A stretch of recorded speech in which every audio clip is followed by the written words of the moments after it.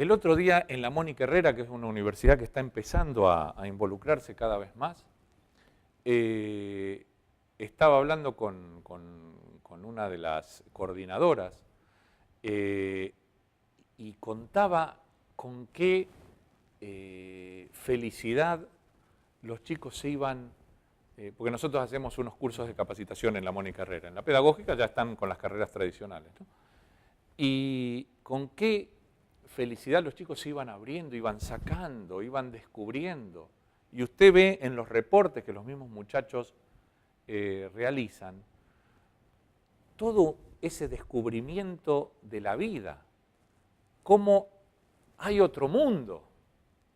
Y la misma gente de la Mónica Herrera ahora ha pedido que, del mismo curso, por favor vuelva porque se da cuenta que esto tiene que tener una continuidad. ¿Qué hace el modelo tradicional de ayuda y cooperación? Le dio un cursito, una visita, digamos, yo siempre digo una visita al zoológico, pasa, ve a la jirafa, al león, etcétera, etcétera, etcétera, y ahí se vuelve. Y ahí quedó. Hace el cursito de inglés y piensan que ya están capacitando para los call centers. Eso no es verdad. Hace un cursito de informática y piensan que ya desarrolló porque eso es lo que puedo. Esta manera de interpretar que tienen, esta manera de concebir la prevención que debería desaparecer, esta falta de discusión, de reflexión, de profundidad en todos estos temas, este desconocimiento o este conocimiento más pobre aún que la pobreza que trata, provoca que se siga ejerciendo y que se sigan implementando estos programas que no desarrollan a nadie y los muchachos, nuestros muchachos, se quedan, la gente se muere, porque esto es en la universidad, esto es en la posibilidad de estudiar y de abrir un mundo nuevo, pero pasa igual en la salud. La gente se nos muere porque está maltratada y porque tiene esta pleitesía con el médico y el médico en su relación en general en los hospitales. O sea, esto en cada actividad de la vida, no se puede reducir a algo y no se puede pensar desde arriba verticalista con respecto al otro. Si uno no se despoja de ese manto de soberbia en que yo voy a empoderar, se dice así, empoderar sí. o al otro, si no nos sacamos la careta y empezamos a ver que somos, a entender un poco más y tomarlo más horizontal, entonces seguimos hablando de inclusión y de un montón de cosas que imposibilitan el verdadero desarrollo, la verdadera salida de la pobreza. Vamos a ver unos casos, entiendo, ¿no? Algunos ejemplos y hablar un poco de esas medallas también que se han entregado, incluso a aquellos que han colaborado en que este sistema, como ustedes dicen, perverso, se construya. Vamos a la pausa y volvemos enseguida. Platicamos con Alejandro Gutman, presidente de la Fundación Football Forever. Ya volvemos.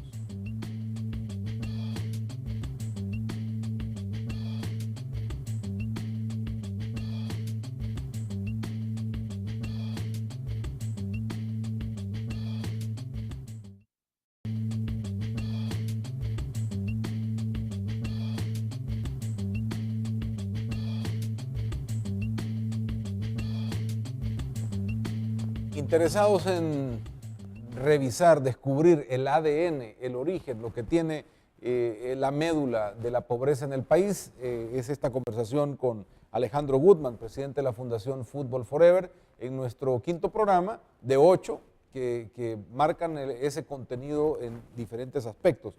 Alejandro, hablábamos de casos puntuales, hay como para entender este fenómeno de la revolución que se necesita en el sistema de ayuda, ¿dónde podemos ver lo fracasado del sistema actual? Bueno, casos puntuales. Así, lo primero que se me ocurre.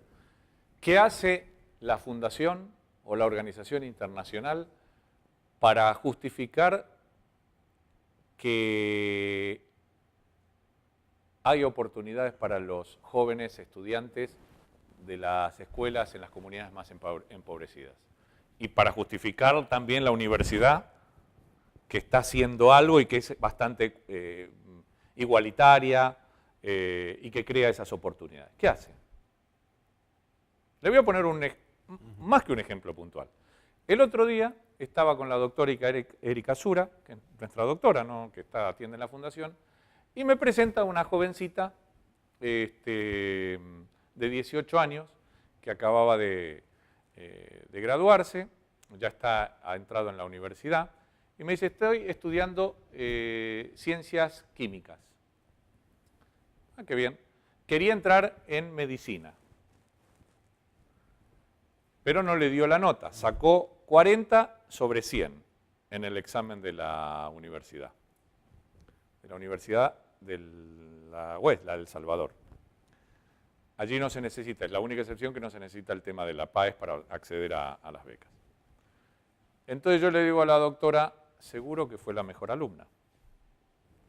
Así es, fue la mejor alumna de 60 de su grupo, la que entró, la única que entró, y entró con 40 sobre 100, esa niña. 40 sobre 100 y fue la mejor alumna de esta escuela. Y no entró a la universidad que quería, porque no le da el promedio, le dijeron hasta aquí. Eso es un poco el reflejo de lo que ocurre. Viene la fundación y dice, dame al mejor de los 200, 300, 400, 1000, 2000, 3000 de toda la zona, que a este lo vamos a becar. El que sacó 10. ¿Qué hacemos con los otros 1000? O los otros 200. Los barremos. Esos ya no tienen acceso. Esa forma de interpretar, voy a sacar al mejor de la clase, no de una clase, de las mejores clases, para darle acceso a una beca, ya sea completa o pagándole el 33%, porque también las universidades tienen lo suyo, le dan una beca, pero cuando después viene el sistema tiene que estar en la extrema pobreza prácticamente para no tener que, no basta con sacarse para ser el mejor entre 200, después tiene que vivir en la extrema pobreza prácticamente. Y le dan solamente el 33%. Algunas el 50% y algunas ya como una maravilla total. Fíjese la miopía que existe, lo poco involucrado que se siente la universidad en relación a una verdadera educación, a estar integrado con su país, con el otro 50%, la poca visión, la poca humanidad que existe, que se ve así. Entonces se coordinan alguna fundación, una organización internacional y la misma universidad y dicen saquemos a los mejorcitos, a los mejor vestidos, a los que no desentonan, a los más limpitos, digamos, si se quiere, que den con ese perfil que es absolutamente distinto y que deja al 99, algo afuera de todo esto. Ahí tiene un ejemplo que yo le puedo dar de estos ejemplos en salud, en capacitación, en los trabajos, etcétera, etcétera. En cada actividad, en cada cosa, en la violencia, en cada orden de la vida que vive la gente. Cuando entra el camioncito de Claro, de una compañía telefónica y se queda dando su mensaje en altavoz durante media hora, una hora, a la tarde, en estos ámbitos, eso es un mensaje de enorme violencia y de falta de respeto, promoviendo sus productos. No es que anda, se queda ahí y la gente le corta su descanso o su tranquilidad, porque piensa, no, esto no lo hacen en escalón. Todo este tipo de actitudes, claro que ahí estamos hablando de una cuestión un poquitito distinta, pero en lo puntual, y quiero volver sobre el tema de la universidad y de las organizaciones y de las fundaciones, esta conceptualización que existe no puede llevarse a cabo hoy en el 2013, cuando profundizando esto, se da cuenta que todos esos chicos quedan a la deriva y entonces vienen los programitas, fíjese cómo una cosa se va uniendo con la otra, vienen los programitas de prevención. Y entonces dice, bueno, a estos démosle un cursito de esto, al otro démosle alguna cosita, regalémosle una mochilita, al otro hagamos un torneito de fútbol. Todas estas cosas aisladas que tienen ahora, poco... ¿De quién depende una revolución de este tipo Sí, realmente, mire, Alejandro? Porque estamos hablando de la universidad, pero el sistema lo reproducen, los gobiernos locales, lo reproduce el gobierno central. Es una visión en ese mismo esquema, ¿no? Pero es que depende, con responsabilidades y con ejemplos, primero depende de todo. Depende de usted, depende de mí, depende del vecino, depende del estudiante, depende del profesional, depende de la institución. Pero empecemos por los que más cercanos están para dar el ejemplo y para utilizar todos esos recursos, porque para eso han sido creados. Una política social debe intentar el desarrollo real, que la gente pueda salir de la pobreza y no continuar con mensajes que son muy similares, que son muy ampulosos, pero que después terminan convirtiéndose en fachadas. Mire, hay una connivencia tremenda entre las organizaciones internacionales, muchas de ellas, la mayoría, que prestan dinero, prestan, a ver si soy claro, Rafael, algunas regalan un poco, donan, pero la gran mayoría prestan dinero, ¿me entiende? Prestan, quiere decir que lo pagan los salvadoreños con sus impuestos. El gobierno con sus políticas sociales, no hablo de este puntual o solamente, hablo de los que pasaron y de los que vendrán, porque así es la manera de hacerse. Va pagando incendios y va preocupándose por lo que significa políticamente eso. Hay que redireccionar y hacer una política de desarrollo en donde los vecinos y las instituciones intermedias, todas las que existen, fiscalicen, controlen, se den cuenta si hay un cambio sustancial en la vida de aquellos más necesitados, si hay esta verdadera integración, porque si no, después se terminan gastando recursos, y para poner otro ejemplo, de decenas de millones de dólares, pero estoy hablando de 25, 30, 40 millones de dólares. ¿Usted sabe lo que significa en este país 40 millones de dólares para sacar a la gente de la pobreza? Es una fortuna.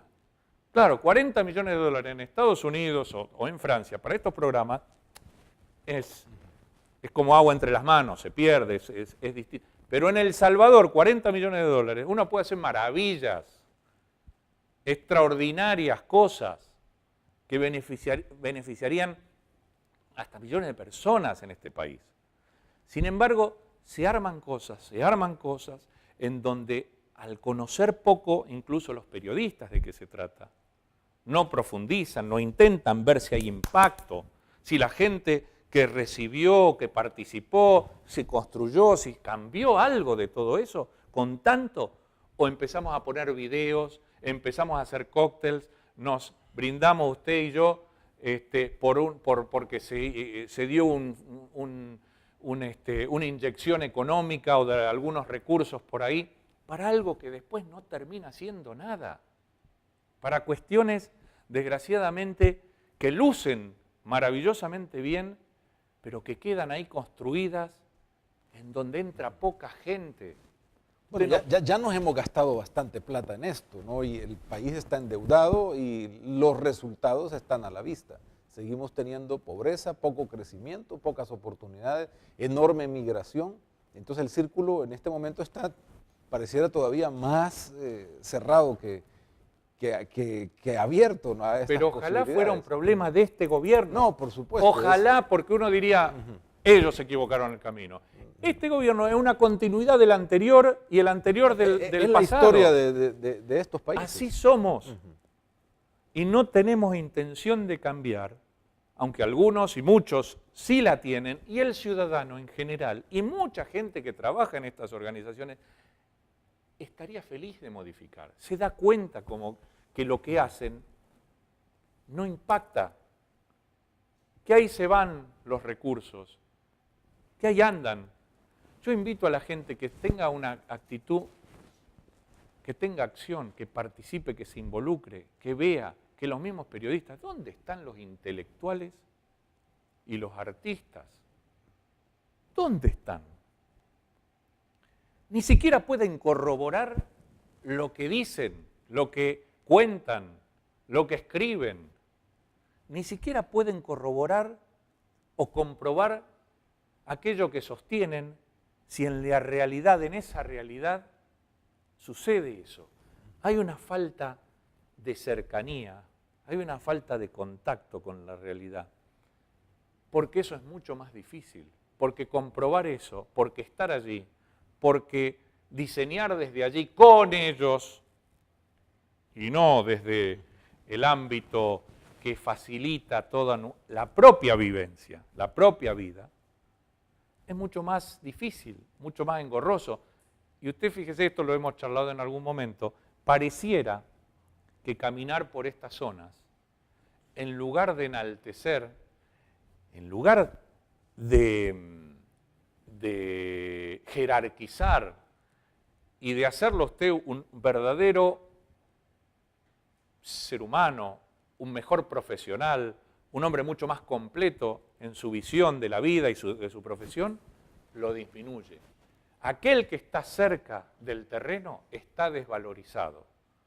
Cuanto más impresionante sea su oficina, con aire acondicionado, más puede ejercer su dialéctica y su poder, eso está muy bien visto. Incluso se han entregado medallas, como decía permanentemente, la temática de hoy. Usted, desgraciadamente, yo por eso siempre dije del primer día, ¿no? El día que a algún loco se le ocurra decir, bueno, vamos a darle una medalla, no iré. Ya lo dije desde el primer día, hace 10 años de esto. El que piensa, el que diseña, o que en el camino se da cuenta que lo que hace le va a dar difusión, le va a crear un premio, ya se está bifurcando del camino.